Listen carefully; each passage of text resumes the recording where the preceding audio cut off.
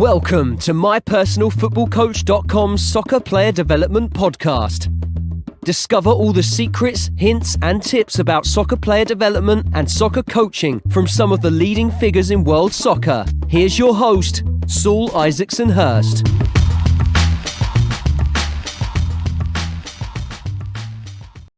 Hi guys, welcome back to another show. And as always, we've got a top guest for you. It's Ivan Kepcija. Ivan, who's done an extraordinary career already, really pivotal in the growth of Croatian football. He was academy manager, assistant academy manager, and then academy manager at Dynamo Zagreb, sporting director at Hajduk Split as well. He's worked around the world. He's worked as a sporting director in Poland, worked at some work at Brentford as well, some consultation work at Hibs, and really interesting guy. Obviously started his work in coaching, like I say, fundamentally, helped develop that Dynamo and Croatian way, working close with Romeo Josek and producing that amazing technical curriculum, which we talked about previously on the show. Then progressed into more sporting director, technical director role, working around the world.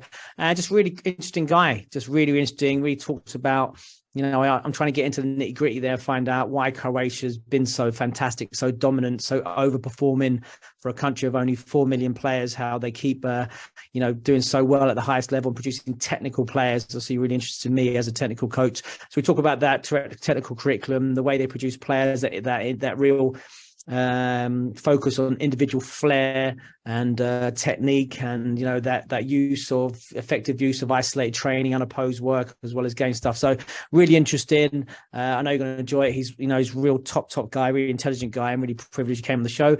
And don't forget, remember the My Personal Football Coach virtual conference is out and live, and a 20% discount code, podcast VC, podcast V for virtual, C for conference is out. Get 20% off. 14 top presenters. Obviously, I'm joined by some of the best people in the world. Romeo Josek, obviously, who's a big part of the Croatian Dynamo way as well, developing. Who's shared as well. So check that out. Check the link in the bio. But without further ado, let's get into the show. So Ivan Kepcija, welcome to the show. Thank you very much for having me. It's a privilege to be here, and I'm looking forward to our football chat. Lovely. So just can you give us a brief outline of your playing and coaching journey up to this point? Well, I wasn't a very good player. And I've realized that early in my career. I played through my early 20s. But even in my teenage, I've kind of thought that going into coaching will be part of my future. To be perfectly honest, I had no intention or dream that I could make a living and professionally live out of football. It was a more of, something that I was passionate about, something I wanted to do and explore. And I started early with my football badges at a UEFA B course. I fell in love with sports psychology as a concept, and started volunteering at a U9 local team in my former club. And there we are, maybe today, 20 years later, that I was pulled into this world and industry with coaching, management, and now most recently as a sporting director. Can you give us just a rundown of the places you've worked and the positions, just briefly? I'm a native of Croatia, so I grew up here, and I played football in third division. I went to the US to play collegiate soccer on a scholarship. And that was a very rewarding experience because it exposed me to a new world. And I started coaching in there as well. So I continued coaching in the US as well. I think that I was struck by a great fortune of luck when I came across NorCal Premier, which is a football league in Northern California that has some of the most open-minded and progressive thinking people. And while I was coaching in a small club, Walnut Creek, I was exposed to Fiorentina, to Ajax youth directors, Benfica, Dinamo Zagreb that I came in touch with and brought over. So I was exposed to many coaching education opportunities, and then I basically spent all my money exploring the pathways, and went to Argentina, went to Japan, to scientific conferences that are covering football during my time. All in all, I coached for 12 years in the youth game. 7 out of these, I was also a collegiate coach in the US system, which I think was closest to the professional ranks. over there. And when I had a chance to take over an academy, I did that at San Ramon Soccer Club in California. Did that for 3 years before I moved back to Dinamo Zagreb as assistant academy director, where I stayed for another 3. So I had a coaching journey, youth management journey, and then from 2017 onwards, I stepped into senior football as a sporting director at Legia Warsaw, the biggest club in Poland, won the cup, won the title, but experienced also what it is to be at a big club with big expectations and pressure. Following that, I had a stint and work with Brentford, then in the championship level, and after that, Hajduk Split as sporting director, head of recruitment at Hibs in Scotland, and most of my recent work has been consulting with clubs like Honved, Sarajevo, and TSC Bačka Topola, as well as an MLS club. So my coaching journey led into a management journey on the youth side, and then into a management journey on the senior side, where maybe I think it was meant to be as well, and maybe suits me better, being the type of personality that I have, and strategic thinker, and looking forward to build things over many years, not just win the game on Saturday, which as a coach often you think about the most. So really interesting journey already. You've worked in some amazing clubs. Tell us about that Dynamo role then. How did that come about? And tell us about your initial experiences as you went in there. I was connected, I think, to Dinamo 2009. So for 4 or 5 years, I was an associate of theirs, and I was organizing youth camps in the US. I was scouting players that were coming on trial to Dinamo Zagreb, organizing some conferences, expanding the network across the US. And at some point in time, they told me, hey, we could use your skill set. Would you be willing to come back home to Croatia? And it was a now or never type of thing. 2 years prior, I passed on an opportunity to go to Fiorentina in Italy, who I've visited 3 times. I had a very close relationship with. And I told myself it's now or never, and if you don't move back to Europe in the professional ranks, it's unlikely another opportunity as such will come again. And I went head first, but to another level of football, but returning home. Interesting. So then tell us about then, what was your initial, I mean, obviously, tell us as, people who are coaches, left the game, tell us about the Dynamo philosophy. What makes it so unique? What makes it, one of the most successful academies in the world, one of the powerhouses behind Croatian football? It's tough to put a finger on it, because I think it's an element of many things. I think we're in a society where we're looking to get pill type of solutions, put it in your mouth and all the problems will go. In reality, I think Dynamo's success is too many elements. Has been producing significant amount of players on the world stage, and I was fortunate to be joining that group of people that has made that happen and accelerated. And prior to myself was Romeo Jozak's academy director. I think he was also a guest at the podcast some years ago. We worked together for several years. We wrote a book together that is kind of the base of the Croatian Football Federation's curriculum, that in its base really has the Dynamo's curriculum, how we have used to develop players over many years prior to my arrival to the academy and after. I've worked 2 years under 2 legendary former coaches, Marian Vlak and Ivo Šušak of Dinamo Zagreb. Had a fantastic experience to be working alongside as a younger guy, kind of more agile, more organizationally and managerially oriented, but with people with experience above you that can help you.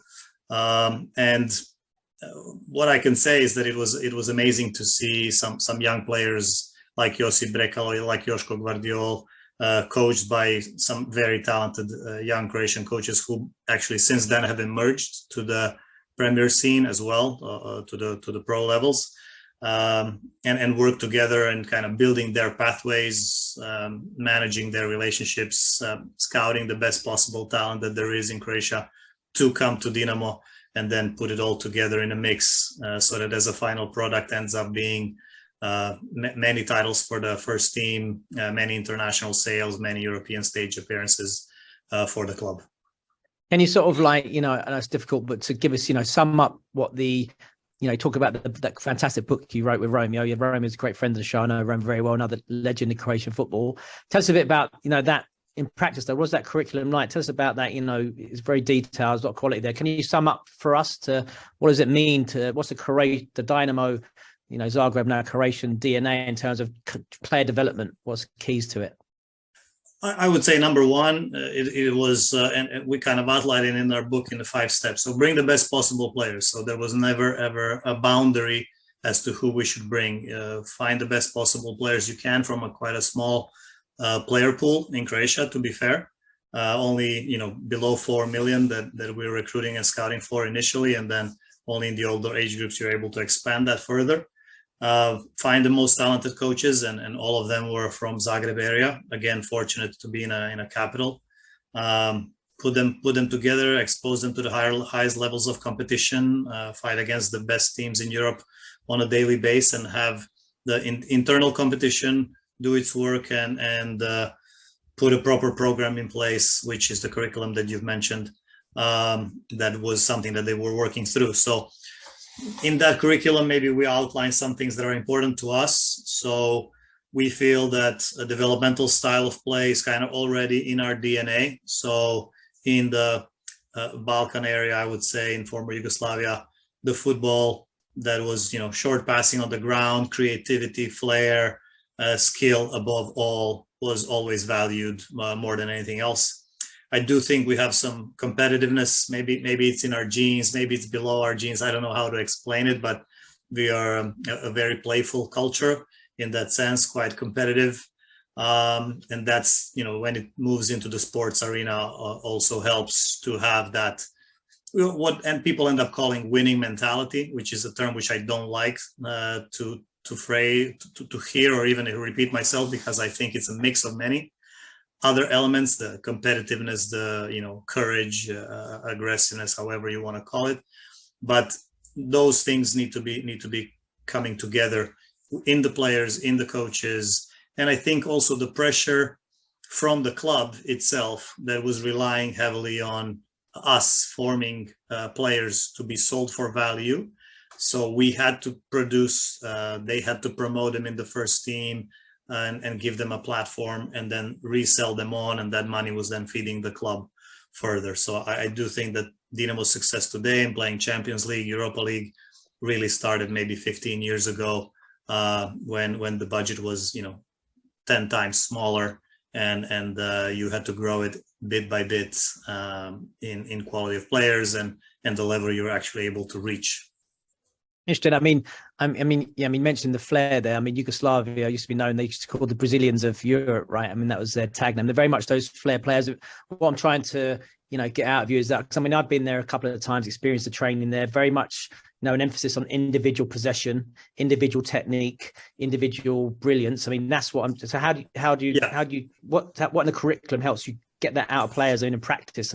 For us coaches, tell us, what does that look like on the grass?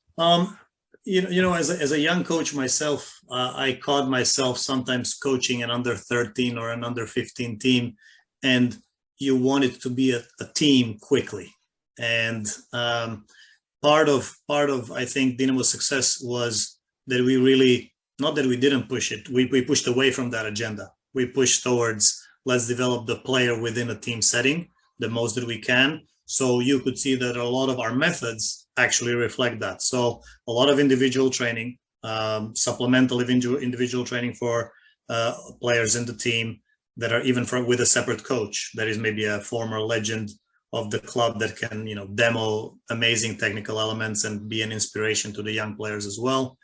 A lot of isolated work in that sense, so that our execution of actions is actually perfect. So we were striving to do things in great control and in great speed at the same time, rather than rushing into games or rushing into strategy and tactics.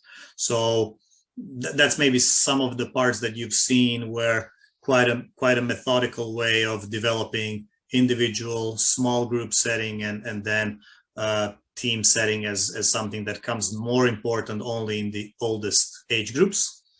As an academy director, for example, I had some basically conflicts which are natural of, coach under 13, under 15, under 17.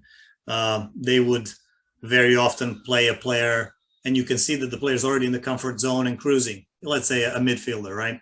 Oh, but I need him as a 6. But as a 6, he's really cruising. So we would have to push the coaches to push that player to play as the 10. Why? In a tighter space where he has to develop his orientation and scan around himself more, develop more awareness, knowing that eventually he will probably be a 6 or an 8.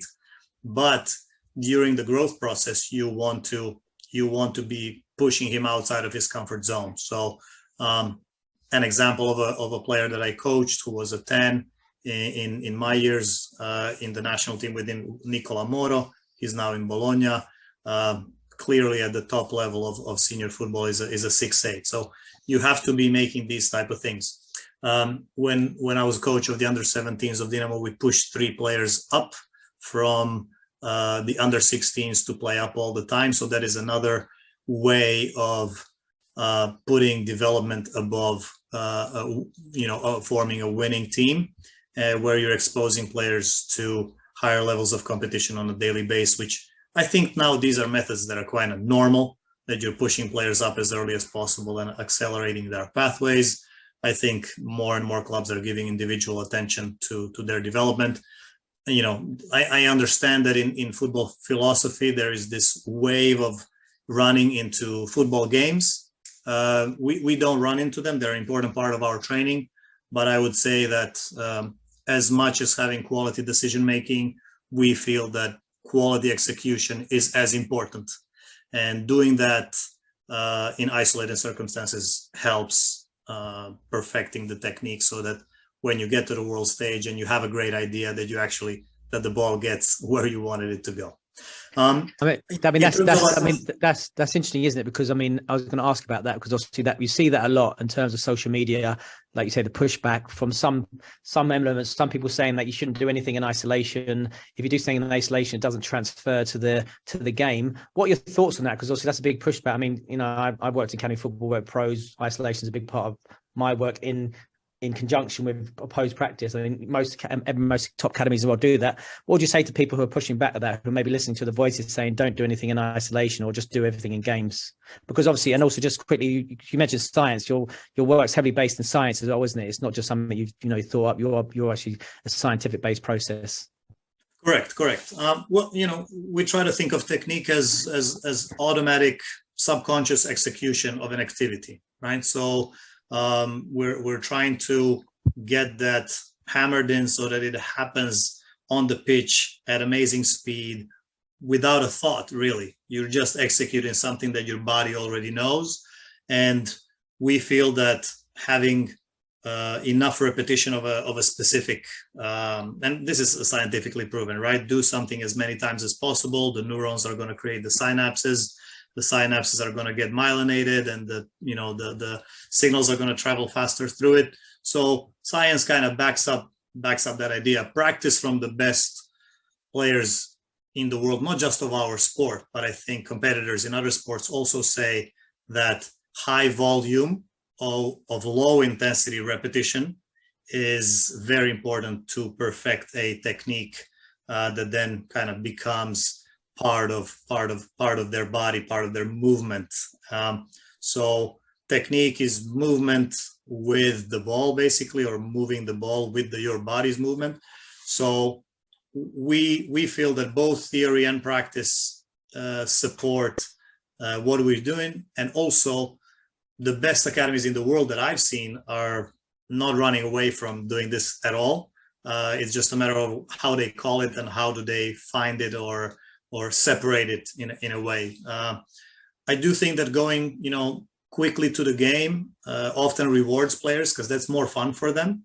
But I think about it that as teachers of the game, we need to take responsibility of what we are giving to our players. So very often I used an analogy that, my 2 sons, they're nearly 5 and 3, and they would just want to eat chocolate, but chocolate is not going to be good for them. So they would want to rush straight through lunch into dessert to get the chocolate, but it's on me as their father to make sure that they get the nutritions that they need, that they get their vitamins they need.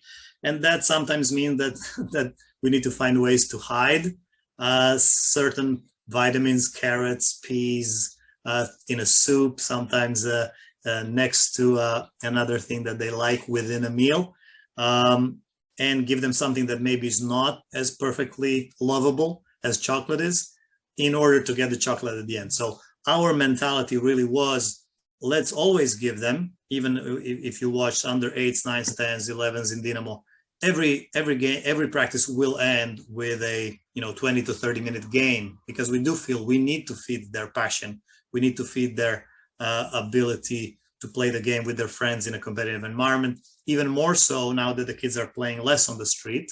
So we're seeing that, and we have to compensate. On the other hand, there is another hour and a half of training in which we feel we need to give them and correct things that the street wouldn't give them themselves. So you could have a perfectly great habit that really is not working or functional, but the street is not going to correct it. The game is not going to correct it, because you can get away by doing the wrong things. So we feel that we have a duty and a responsibility to help them by doing stuff the right way. And some of the stuff we recognize: receive with the proper foot, do it technically in an excellent way that is the most efficient, leads to most accuracy, by demoing technical exercises, by giving a large volume of repetition of low intensity exercises that then can lead later on into training into the opposite, high intensity exercises with competition and all of that, and finding a mix between those two. Yeah, I think Romeo summed it up well when I spoke to him previously, one of many times, when he said, obviously, you always get your outliers. You're always going to get this, the players who naturally have all those abilities. But I mean, you need to plan for everybody else, right? I mean, the academies are full of potential, and those, the players who are not necessarily the outliers at the moment. The outliers are not only the outliers of the outliers. Those players need a program, a system, right? And that develops those things. So I just want to ask you as well. I mean, what I find, I'm lucky. I visited Dynamo a couple of times. I visited Ajax and Anderlecht and many clubs or academies around the world. Is that what you notice is necessarily maybe not what the practices they're doing is the information that they're giving. And I think that's what's unique about Dynamo is actually your attention to detail, and the curriculum. Obviously, the book that you and Romeo produced, which was fantastic and it's really unique because it is so detailed. And tell us a bit about that. I mean, tell us 1 minute how many technical aspects are in there, and then tell us about that. Why is that so important, having that detail? And that's what you don't normally get in normal settings. Well, what we've outlined in the book, we went on really seeing who are the outliers and what do they do. So what can we learn from the Luka Modric's of the world? It's not that Dinamo Zagreb's academy taught him to do a perfect outside of the foot, but when we see how well he does it, we ask ourselves, can we teach some of our less talented players within the academy not to be a 1 million player, but to be a 5 million player, maybe to help him move to be being team player into first team player by growing his skill set. So when we analyze the outliers, we've said, okay, these are the best players in the world. We need to aspire to develop these type of qualities. Let's take from them what they're doing, see how they're doing it, and then put it in action. That's how we came about putting together all of the list of technical elements. Let's go, for example, into that detail. And we came out that there's 150 or something like that. We can go into so many moves and creative ways how you can dribble the ball or how you can strike the ball. We narrowed it down to what we thought with our staff was at Dinamo at that time, 104 of them. And basically I sat down coaches from under 7, 8s, 9, 10s, 11s, and 12s. And I said, guys, let's discuss what can your guys do at Dinamo Zagreb under 7s or under 8s without struggle. What can they do naturally? And what are the things that are more complex? And before you know it, within a 2-hour discussion, you realize that, 3 guys on my team can do this element. I don't know, let's say a bicycle, right, over the ball. And then a natural thing that comes after that is a double bicycle. And you think, okay, what comes prior? It's basically a fake movement with the body without the foot going around the ball. So immediately you have a progression in methodology of these 1 technical element now expanded to 3, in which you can devise and place into specific ages when it's easiest to acquire it.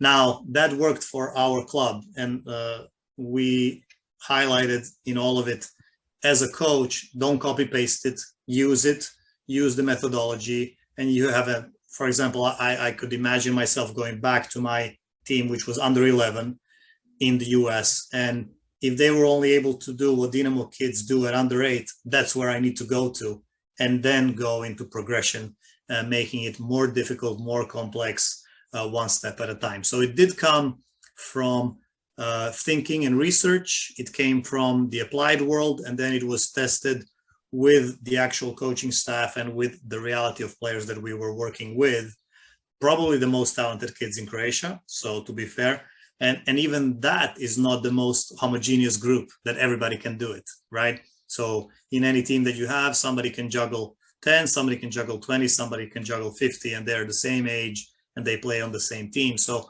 you have to, it's the skill of a coach really, and an art to apply it to your reality, to your players. Interesting.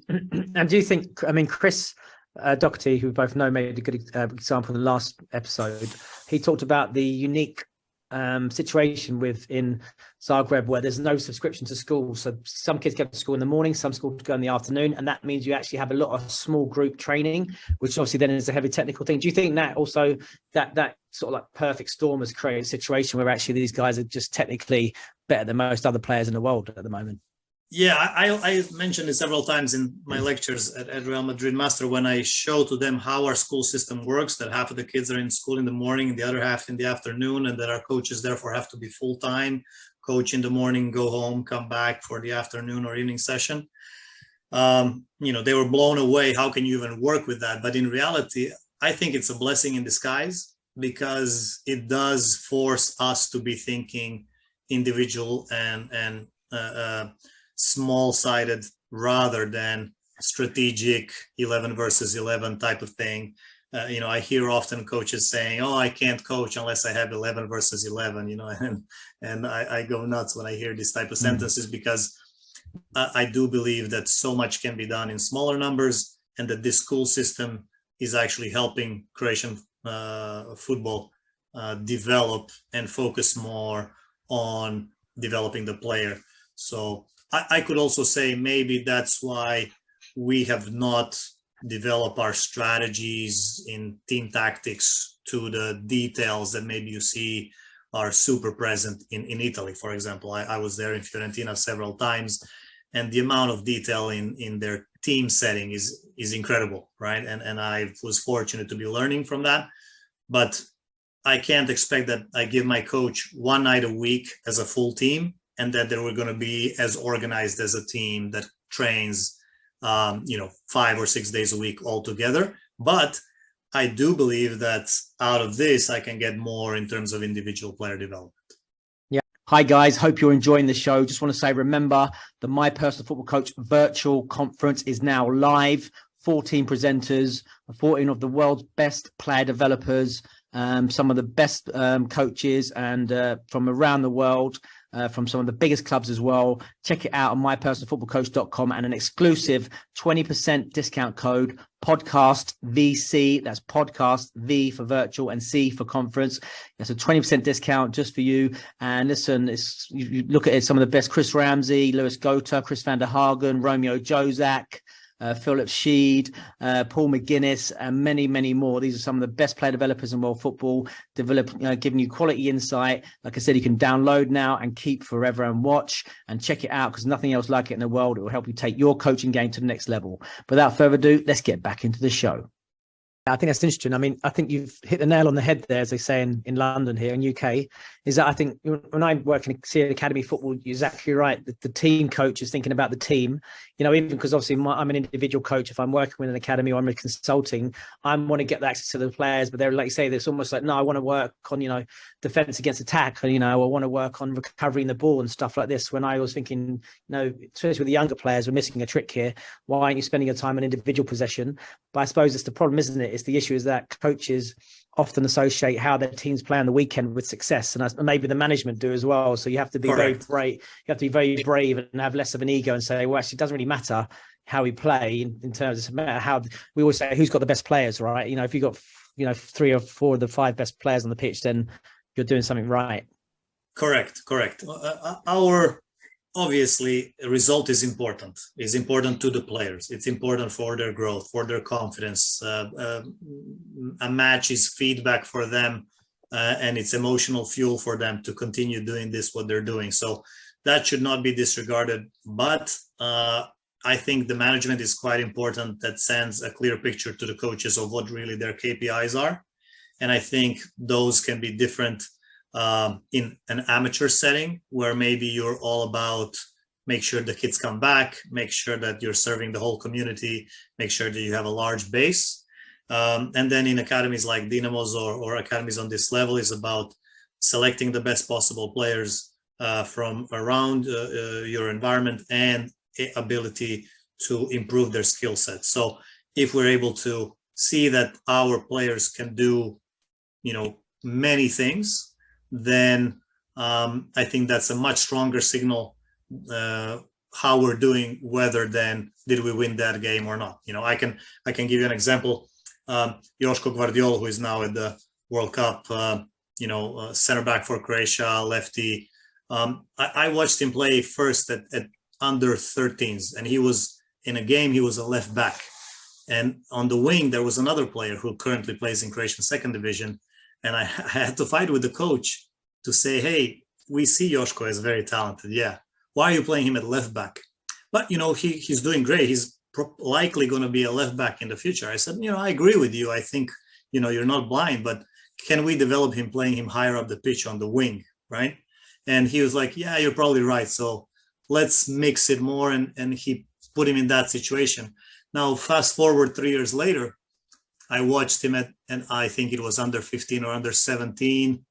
And I think he was at one of the first games that he played at center back. And there was a goal kick from the goalkeeper, and he trapped the ball with his internal of his right foot. So he's totally lefty, internal of his right foot, and put the ball down straight from the air. And we started an attack. And that piece of information for me was more important than the result of that game, because I saw that, this boy that we're working with for several years, he's staying in our academy, he's growing, he's healthy, so our load management is good. His technique with his weaker foot is that good that he's confident he's gonna, he didn't even try to put himself to the left foot. He just knew he's gonna trap it with his right. And I think that goes a lot to the coaches that worked with him to give him this type of skill set, so that now we can talk about a player that, with his character, with his family, with his agent choices, with his career choices, all of these things that come into the mix, we can say we also put our part in that wall, our brick in that wall, so that he can actually be the player that he is today. Do you think you could take the Dynamo model and then lift it up and then go and put it back? For example, you become academy manager at a club in England. Could you say, right, just replicate what you do there? Do you think it's going to transfer? Like, obviously, you've worked in Scotland as well. Would that be the same? I would say that there is, a large cultural component into, you're conveying the message. I think it's important. I think that maybe we here in Croatia and Balkans, we are quite direct as coaches. Maybe we're not using as much guided discovery as maybe is used to in the West. Kids are used to that. They're used to having this type of old school training. And maybe I wouldn't copy that. But I think some components of the actual methodology should and I think have already been successfully implemented. Not that somebody was copying Croatia, but I see, for example, English football has done immense strides in the last 15, 20 years. As a national team coach, while I was with the under 19s for 2 years, we played at the Euros 2016, generation Solanke, Mbappe, Tammy Abraham, Thuram. So top players that were playing against us. And England was also playing fantastic football, 4-3-3, ball on the ground, very creative. So I wouldn't say that it's a copy-paste type of thing, but I do think that there are elements of it that one should say, hey, this works for them. Let's see how we can apply it to us. And then it's you to judge whether do we need 10 minutes of that, or do we need 15 minutes of that, or do we need 20 minutes of that to apply to our actual players. And just finally about Dynamo, when I was there, I remember it was very poignant that I watched, most sessions from under 8s all the way up to the reserve team. And I saw an element of the 1v1 duel or 1v1 duel practice in every single session. I mean, it's a really big part of my work and what I do when I work individual players. Tell us about that. How and why is that so important? I mean, we're talking about sell a player for 10, 15, 20 million on the first team in 10 years. What is it that is going to sell him? It's his skill set. So part of the skill set is ball manipulation and your own physical capacities. So we're looking to develop those, but there is also the most important piece, which is how you're actually applying it in the game. We do feel that at the earliest ages, it's more important to be a dribbler than is to be a passer, right? So passing is a crutch to the players that can't do it on their own, right? So maybe I'm exaggerating a little bit, but if we want to equip a player to have quality on his own, he needs to be able to stand, whether that's on the offensive part of the game or as a defender, regardless. So exposing them to that environment, a lot of one-on-ones, which is a competitive arena, which is individual responsibility in which you're exposed and highlighted, and an opportunity to play against each other without hiding, pushes the players, I think, training on their edge and improves their abilities. Yeah, interesting. I think that's a really important part, isn't it? The ability for a player to solve the problem himself or herself, without hiding, like I say, that easy option without passing. That's what if I'm traveling and I do a lot of individual practice, particularly in maybe environments who are used to doing a lot of rondos and possession practices, players struggle to solve that problem by themselves because there's always a spare pass. Maybe there's always a magic man because players are used to moving the ball. And that's because of that unique environment. Everybody wants to play like Man City, the first team, or Barcelona, maybe. Whereas maybe with the younger players, it's good to give them opportunity or more time on the ball, right? Correct. And look, we also look at what the best players in the world do, what the Man Cities of the world do, and we do love their positional play. And I think it's an important component in building a team. And I think it's also an important component on building a player to understand what are his spaces, what is his body position should be, and all of that. But we're also seeing the needs that our players not only go to that system, right? So in Dinamo Zagreb, we can't be the Barcelonas of the world where, you're going to build your system or whoever else, doesn't matter which club I can pick, that is huge. And when they're missing a left winger, they're going to go out and buy whoever they need to buy to make up for that. We have to go from the opposite spectrum and say, okay, here are the most talented players that we have in this small player pool. Well, huge for us, but small, I would say, in world terms, 4 million population. And we have to make the best out of them. So then we try to adjust system of play or formation based on those qualities. So we have to give our coaches that flexibility. We cannot just say, hey, we play 4-3-3 and you really are a second striker. Andre Kramaric type, Eduardo da Silva type, amazing players. We can't just push them aside because you don't fit a system. So when you are so small, you really have to take, the best out of it. I do think that in modern game, more and more qualities, for example, everybody loves to press these days. And one of the best ways to break a press is to dribble, right? Yeah. Is to dribble out or through the press.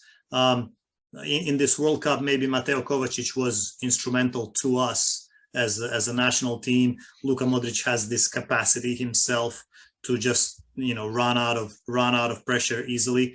That makes us a high quality team at the end. But I do think that these skill sets that they can do stuff on their own are going to be more and more important, especially against these type of games. And also the irony is that Man City is actually full of 1v1 attacking players, right? De Bruyne, Silva, Foden, Grealish, Mahrez, players who can break a line with the balls, and that's the irony, right? But let's move on now, because obviously I'm getting out because I'm just, I'm obsessed by youth development. I don't want to spend too much time at Dynamo. Tell us about then your transition into the sporting director role. How did that work? And tell us about how did that opportunity in Poland come about? And tell us a little bit about it. I think it was quite and one of those strokes from the sky that happens. I was working in Dinamo, and out of the blue, they called me from Legia Warsaw saying, "Hey, we're doing an investigation of who can help us in our academy. We came across your name. You've done some presentations. We like what you're doing. You work for a big club in Eastern Europe that is has a reference for developing players. Can we meet?" So we've met and we spoke, and at that time I wasn't ready to move to them, but I guess we clicked as people, and they saw that maybe I have ability to do more than just manage an academy. And maybe a year and a half after that first conversation, called me to say, "Hey, we would like to see you for a sporting director role." So I do feel that was a little bit lucky, a little bit me kind of being ready for the next step and kind of taking the opportunity. And sporting director role, I would say, academy director definitely did prepare me for that role, but I had to be now a lot more. The numbers have grown. Everything that you didn't do in the academy now, it's tenfold when you're buying, selling players, judging talent. The niches are significantly smaller. How you're going to organize people under you, what is going to be the criteria to hire a coach within your strategy and philosophy. A huge element of budget came into play, where you had to figure out, what do we actually have? Who can we sell? Who can we buy? Within what money are we able to, compensate players? So none of them was as important in the youth academy, where you really are 3, 5, 10 years focused. Here, you're much closer to the weekly emotions of a first team result, and it was an amazing experience. But I did like the opportunity to influence further down the academy and another place. So in a sporting director role, that is the ultimate thing, that as an academy guy, you come and you push the guy into the first team, and then you watch them blow it, right? Whereas here, as a sporting director, that was also part of my responsibility. Who are we promoting as a young player? Who are we kind of protecting and building a project player out of, not bringing competition into his role? Who do we believe in? Who do we not believe in? And who do we give more time by a loan? So it was the next step in strategic thinking that has helped me develop as a professional as well. How long were you there in Poland? I was only a year, so I spent a year there. Yeah. And so then tell us about Brentford. You come over to sunny West London. I mean, how did that come about? And what was? I mean, I'm interested. Also, I mean, tell us about your role there, but also culturally, you've gone from, obviously, because you spent time in America, I see, but you've gone from working in Zagreb to then Poland to then England. What are the challenges there? Yeah, I was a finalist for a job at Brentford. That was at the time a technical director role, and I went through the first interviews. They invited me back several months later for the next one, and it was me and 6 English guys. And in the meantime, they decided to put the role more into the recruitment area rather than a technical director. And hired a local guy, which totally made sense, because at that time they were pulling a lot of players out of League One. We're still good friends, and we cooperated well. And I joined them as on a consultancy basis, advising on some players. We even spoke about some coaching challenges and opportunities, how we would pick the right people to work. But it was a short stint with an amazing experience, because they operate in a significantly different way, right? They had no academy. They were thinking more in scouting and recruitment, but spent a lot of time in player development on the first team level, which I've admired. They were bold to take gambles, right? Which I think reflects a little bit Matthew Benham's narrative of going against the grain, going against what the rest of the people think, and what made him successful in his life. And that all has moved on to Brentford's spirit and decision making. And I think that it's not a chance that they are today in the Premier League, because it was bound to happen as you do stuff right for many years in a row. It's just a matter of moment when you're going to hit the right players, you're going to hit the right coach together, and making sure that group goes on, and they've been super successful. And so then you head back to Croatia to become to sporting Hajduk Split. director at Hajduk. Yeah. So tell us about that then. I mean, now you're back in your home country, as it were. What was that like there? What were the main challenges? And tell us about that role. In that role, I joined the club mid-season, where we knew coming in we're going to be, covering a hole in the budget. Most of the clubs in Croatia live off selling. Hajduk is one of them, a huge historical club with a large fan base, good youth academy, maybe not as developed or detailed as Dinamo was at that time, but also catching up big time.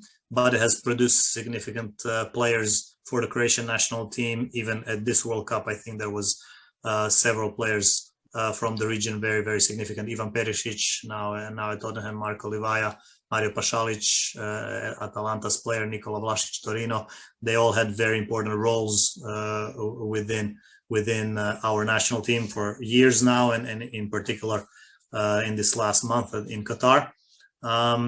And joining a club like that kind of really we were the underdogs compared to Dinamo budget-wise and all of that, and we had to turn towards developing younger players because of lack of resources. Quite a difficult moment when you are the club that sells players with potential, and then COVID hits and kills the market. So that was a very difficult time, because no longer you had the ability to promote young players that you have done in the past, but we had to sell players whoever we had offers for, just to survive the COVID crisis that has really affected the club big time.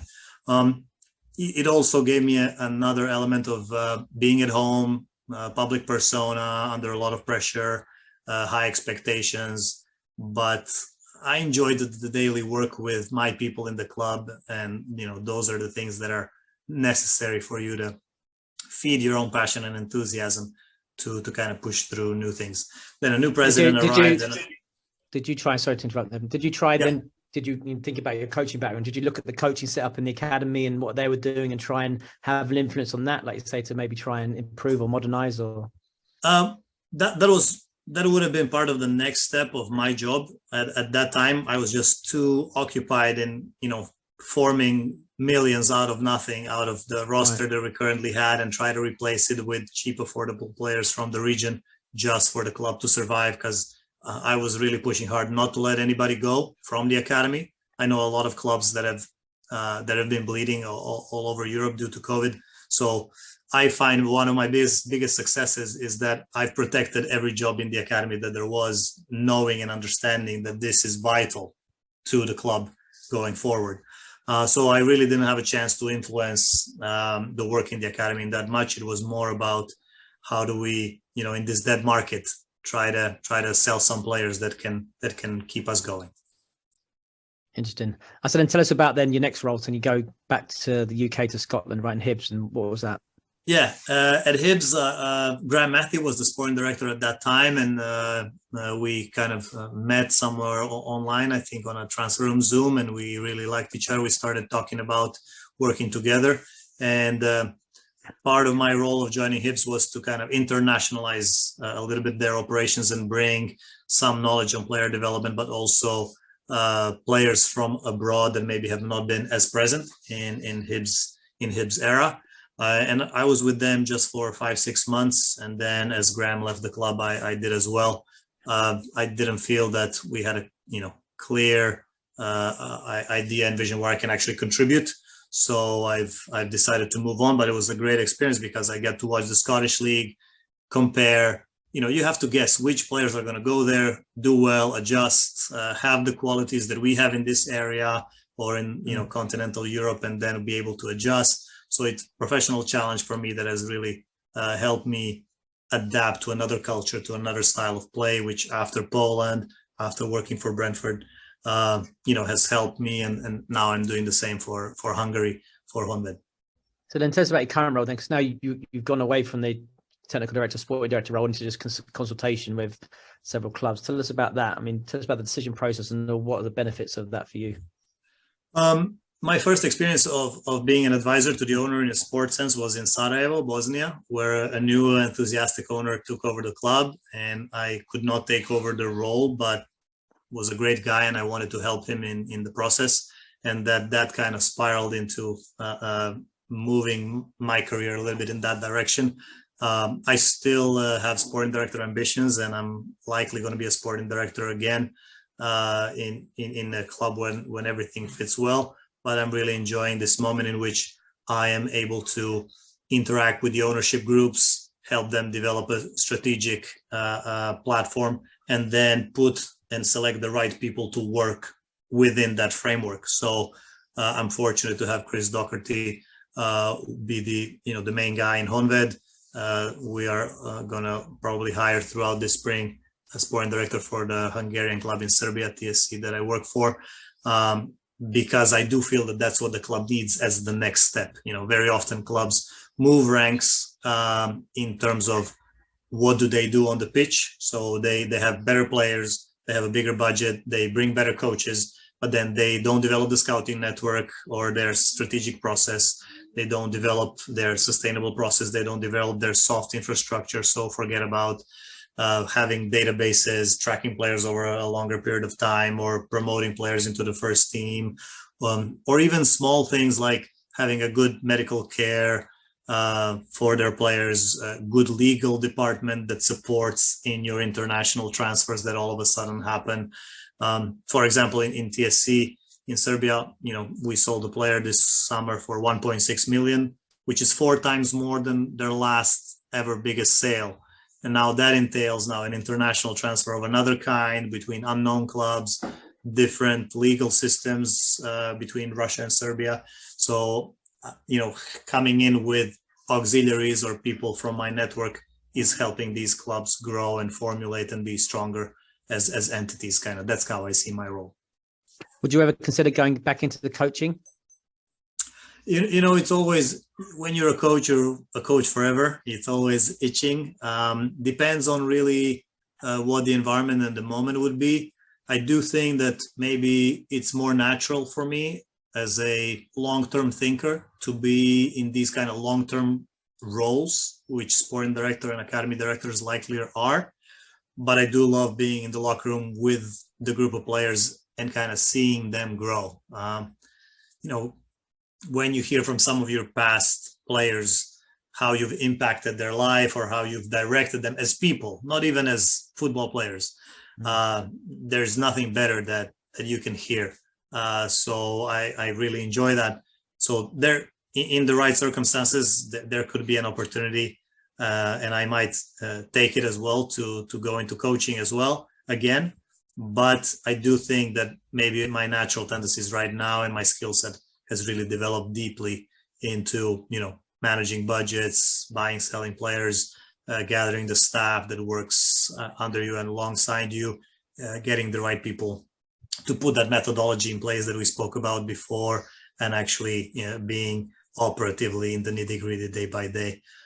And assembling that group of people, I think is an incredible amount of work and quite valuable, at least from my perspective, and I'm really enjoying that as well. Interesting. And what would advice would you give to someone who's aspiring to be a sporting or technical director of a club? I would say that maybe my pathway is somewhat unique, coming from a coaching journey. A lot of sporting and technical directors that I meet have very often been former players of high caliber, and they've gathered that level of experience. I feel that I'm fortunate when I have had this coaching background, academy director background, because I also understand them, right? I understand how they think, I understand what is their priority, and I can appreciate what they bring to the table and how to manage them best. In order to grow into these roles, I think I'm a guy who I don't really make plans. I have not made plans when I started 20 years ago that I'm going to be here today in these type of roles and I'm going to have this career. I think it's about having passion for the game and fueling it and living it day by day, passion for learning and growing so that you can actually have the skill set when the opportunity comes that you can deliver. So always growing yourself into what you can do, and developing your own network of people that are going to be working with you, because you really depend on their contribution the most. Just like a coach depends a lot on his players, I think a sporting director depends a lot on the interaction of the coach, the fitness coach, the scouting team, the medical team that is supporting the players, all the way down to, I don't know, a sports psychologist, or even a team manager or a team mom that takes care of players' needs in the first team arena. So I would say, follow your passion, fuel it, be ready to work relentlessly on your own skill set and on the project where you're working.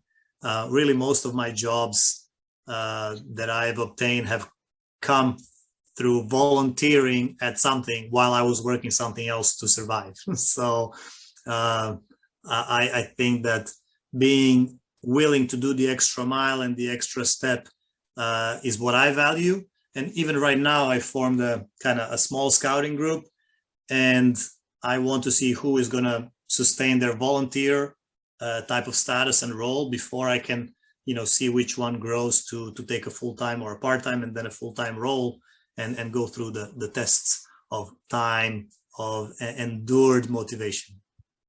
Ivan, thank you very much. It's been fantastic. Appreciate your time, mate. Likewise, mate. I appreciate it. Thanks for the opportunity, and wish you and your viewers all the best for the holidays in the new year.